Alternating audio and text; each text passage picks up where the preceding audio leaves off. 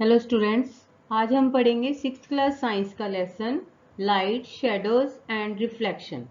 तो बच्चे, जैसे नाम से ही जाहिर है कि इस लेसन में हमने पढ़ना है लाइट के बारे में कि लाइट क्या है, इसमें शेडो कैसे बनती है और इसकी रिफ्लेक्शन कैसे होती है। तो आगे एक एक करके मैं one by one, step by step आपको इसको समझाती हूँ।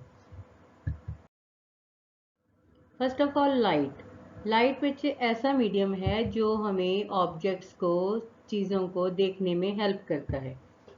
हम डार्कनेस में, अंधेरे में कोई चीज़ नहीं देख सकते। जब तक उस पर कोई लाइट नहीं पड़ती है हम एबल नहीं होते हैं किसी चीज़ को देखने में।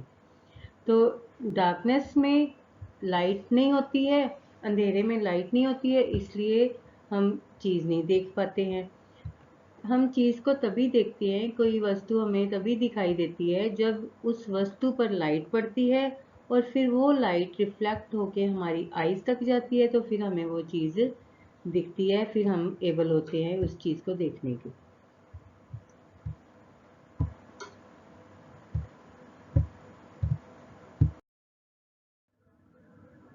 एंड देन मैं बताती हूँ आपको कि लाइट जो है वो कैसे पैदा होती है। कि कुछ ऑब्जेक्ट्स इस तरह से होते हैं कि वो अपने आप ही उनकी लाइट होती है, कि उन ऑब्जेक्ट्स को हम ल्यूमिनस ऑब्जेक्ट कहते हैं।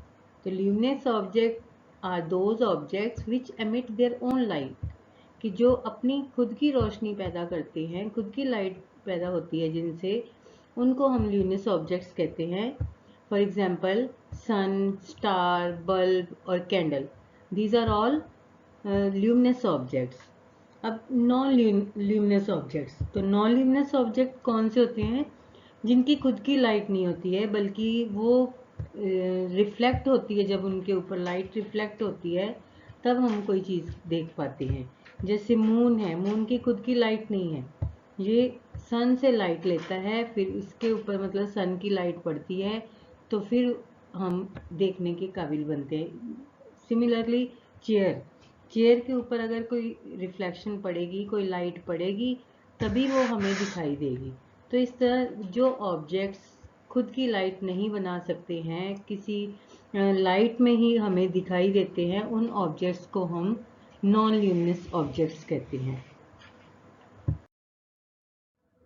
अब अगर लाइट को ही देखें कि लाइट कैसे पास होती है या नहीं होती है, तो उस हिसाब से हम ऑब्जेक्ट को तीन भागों में बांट सकते हैं: transparent, translucent and OPEC objects.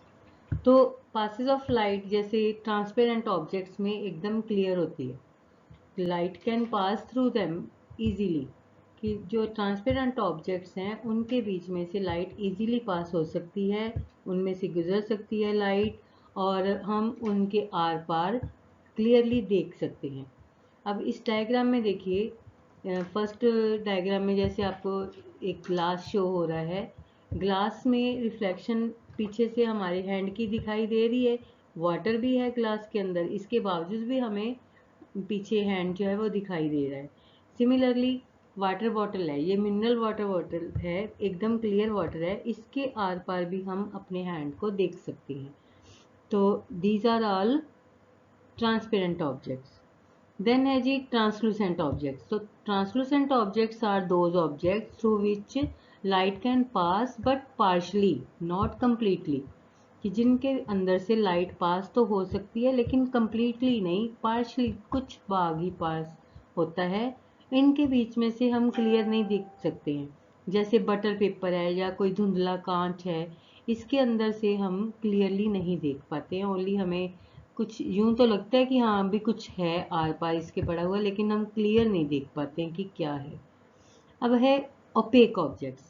Opaque objects are those objects through which we cannot see and through which light can not pass. तो जिनके बीच में से लाइट पास नहीं हो सकती है, जिनके आर पार हम नहीं देख पाते हैं, उन ऑब्जेक्ट्स को हम ओपेक ऑब्जेक्ट्स कहते हैं।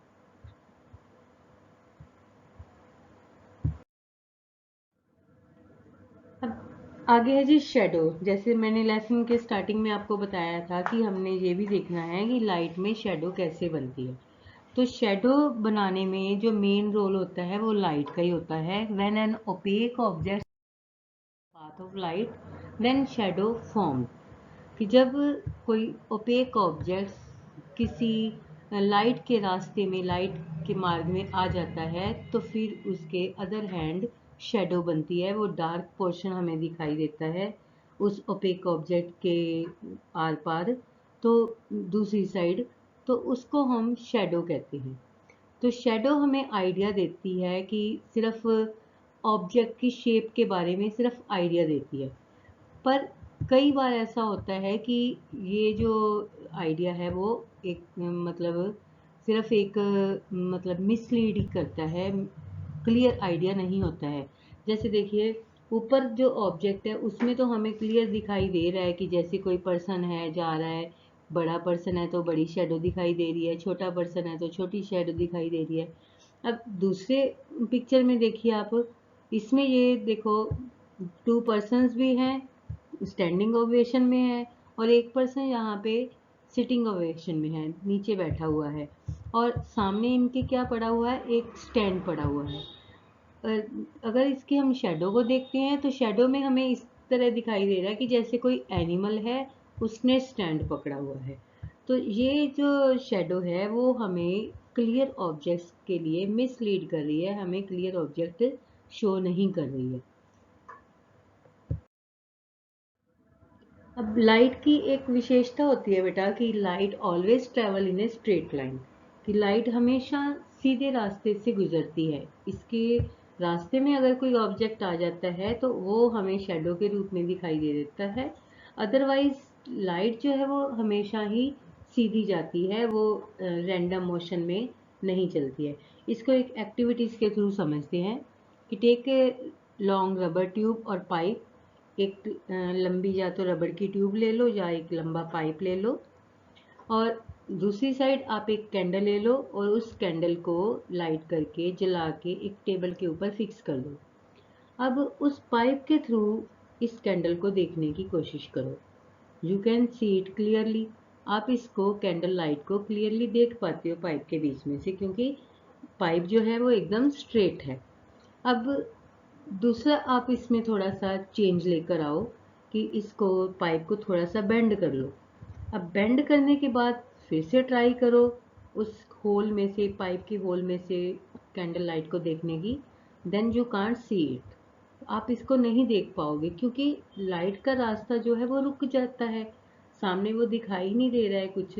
तो फिर हम ये शो इस मतलब डायग्राम से या इस एक्टिविटी से हम इस रिजल्ट पे आते हैं कि जो लाइट है वो हमेशा सीधे रास्ते पे चलती है। अब मिरर्स और रिफ्लेक्शन, इनका क्या संबंध है? मिरर जो है, मिरर का लाइट से ये रिलेशन बनता है कि जब भी लाइट किसी मिरर पे पड़ती है तो वो जो मिरर है उस लाइट को रिफ्लेक्ट कर देता है, उस लाइट की दिशा को बदल देता है। अब देखो, अगर आप, और मिरर की ये विशेषता होती है कि जो चीज़ जैसे आप मान लो कि मिरर के अंदर फेस देखने की कोशिश करो, तो आपको फेस तो दिखाई देगा ही देगा, इसके साथ साथ जो और ऑब्जेक्ट रूम में पड़े हैं या आपके फेस के साथ कोई और चीज़ें आपके आसपास पड़ी हुई हैं, वो भी आपको मिरर के अंदर दिखाई देती है। तो इस तरह हम जो अदर ऑब्जेक्ट की रिफ्लेक्शंस हैं वो भी मिरर के थ्रू देख सकते हैं। जैसे वाटर बॉडी है, अब इसमें सेकंड डायग्राम में देखिए, वाटर बॉडी है, वाटर बॉडी के अंदर आप क्या देख रहे हैं, रिफ्लेक्शन ऑफ ट्रीज भी देख रहे हैं, और साथ में अगर कोई और छोटे ऑब्जेक्ट्स हैं तो उनकी, छोटे पौधों की भी रिफ्लेक्शन इसमें दिखाई दे रही है। तो इससे ये जाहिर होता है कि मिरर है, तो उसमें ज़रूरी नहीं है कि एक ही चीज़ की हमें शेडो दिखाई दे, एक ही चीज़ की हम रिफ्लेक्शन देखें, जो और चीज़ें पड़ी होंगी उसकी भी हम साथ में रिफ्लेक्शन देख सकते हैं। इसी तरह वाटर बॉडीज़ है, इसके आसपास अगर कोई घर बना हुआ है या कोई और ऑब्जेक्ट है, कोई ग्रिल है, जो जो भी एनी अदर आर्टिकल, जो भी आर्टिकल वहाँ होगा वो हमें रिफ्लेक्शन के रूप में वाटर के अंदर दिखाई दे जाएगा। मिरर की ये भी एक विशेषता होती है बेटा कि जब ये लाइट के संपर्क में आता है, जब लाइट मिरर के ऊपर पड़ती है तो वो जो मिरर है उसको रिफ्लेक्ट कर देता है लाइट को, लेकिन लाइट की जैसे मैंने आपको विशेषता बताई है पहले एक्टिविटी के थ्रू, कि लाइट जो है हमेशा सीधे रास्ते पे जाती है। अगर मिरर के अंदर जाएगी भी, लाइट डालेंगे मिरर के अंदर, तो मिरर पे लाइट डालने के बाद मिरर उसको रिफ्लेक्ट करके अदर साइड में भेज देगा, लेकिन अदर साइड भी वो लाइट हमेशा सीधे रास्ते में जाएगी, रैंडम जो उसका पाथ वो नहीं होगा। अब इसमें देखो, इस एक्टिविटी में एक बच्चा है, उसके हाथ में टॉर्च है, दूसरे बच्चे के हाथ में मिरर पकड़ा हुआ है, और जो रिफ्लेक्शन पड़ रही है मिरर के ऊपर जब टॉर्च डाली जाती है, टॉर्च लाइट डाली जाती है, तो मिरर उस लाइट को रिफ्लेक्ट करके दूसरी साइड भेज रहा है, और दूसरी साइड जो बच्चा खड़ा हुआ है उसके ऊपर ये लाइट पड़ रही है। लेकिन ये नोट करो आप कि ये एकदम डायरेक्ट, एकदम सीधी पड़ रही है, स्ट्रेट लाइन में पड़ रही है, कोई भी इसमें रैंडम मोशन नहीं है। तो बेटा अभी आपने इस लेसन में देखा कि लाइट किस तरह हमारे लिए इम्पोर्टेंट है, हम लाइट के थ्रू क्या क्या कर सकते हैं, और लाइट की विशेषताएं भी आपने देखी कि लाइट जो है वो सीधी रेखा में चलती है, और जब ये किसी मिरर पे या किसी शाइनिंग सरफेस पे पड़ती है तो ये अदर साइड रिफ्लेक्ट हो जाती है, इसकी डायरेक्शन चेंज हो जाती है। तो इस तरह डायरेक्शन चेंज होने के बावजूद भी इसका पाथ जो है वो एकदम स्ट्रेट ही रहता है। तो ये था हमारा लाइट के बारे में लेसन, और शेडोज़ के बारे में लेसन। इसमें ये भी आपने देखा कि शेडो कैसे बनती हैं, लाइट कैसे हेल्पफुल होती है शेडो बनाने में। तो बेटा आपने साथ ही साथ इस लेसन को अपनी बुक में भी रीड करना है, इस वीडियो में भी ध्यान से समझना है। अगर कोई भी डाउट है उसको आपने कमेंट बॉक्स में मेंशन कर देना है, उसको हम क्लियर करेंगे।